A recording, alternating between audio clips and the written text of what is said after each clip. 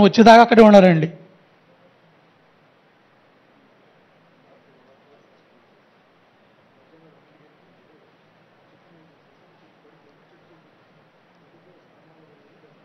నన్ను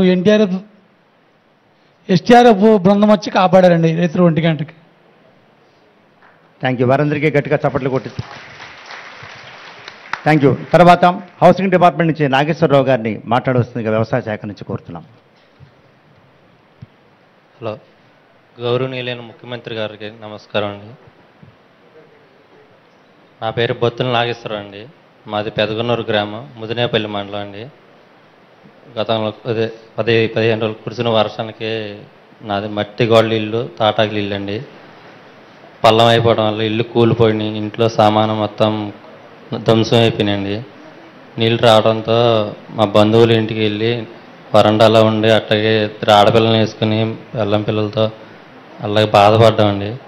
మా బాధను చూసి విఆర్ఓ గారు వాళ్ళందరూ అధికారులు వచ్చి మా సమస్యలను చూసి రేషన్ బియ్యం 10 కేజీలు ఉప్పు దినుసులు ఇచ్చి మాకు ఆర్థికంగా సాయం చేశారు. అదేవిధంగా మీరు ఆర్థిక సాయం చేస్తారని, మాకు గృహం ఇల్లు కట్టించుకోవడానికి ఏదైనా ఆర్థిక సాయం చేస్తారని కోరుకుంటూ మీరు వస్తున్నారని తెలిసి ఇంత దూరం వచ్చానండి.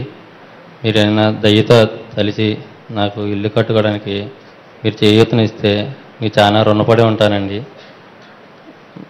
అదేవిధంగా ఒక ఆడపిల్ల తండ్రిగా చాలా ఆవేదనతో ఒక విషయం చెప్పాలనుకుంటున్నానండి.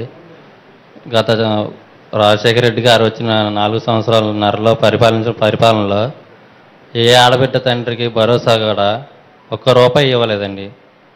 ₹1 కూడా ఆడపిల్ల పుట్టిన తండ్రికి హాస్పిటల్ ఖర్చుకు కూడా కనీసం ఒక 5,000 కూడా ఇవ్వలేదండి. నాకు ఇస్తారని చెప్పి బ్యాంక్ అకౌంట్లో అన్నీ తీసుకున్నారు, ₹1 ఇవ్వలేదండి.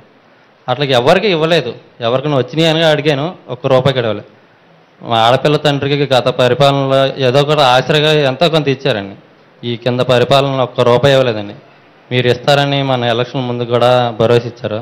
అదేవిధంగా ఆడపిల్లల తండ్రికి, నాకు 2 ఆడపిల్లలండి, ఒక ఆడపిల్లకైనా ఇదంతా ఆశ్రయం ఇస్తే వాళ్ళకి ఫ్యూచర్లో వాళ్ళ బతుకు చదువులకి వాళ్ళకి చేయూత ఇస్తారని పాదాలు వందరించి తెలియజేసుకుంటున్నాను.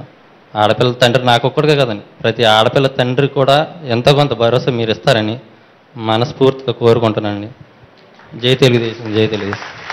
తర్వాత పశుసంవర్ధక శాఖ నుంచి మాట్లాడించవలసిందిగా కోరుతున్నాం.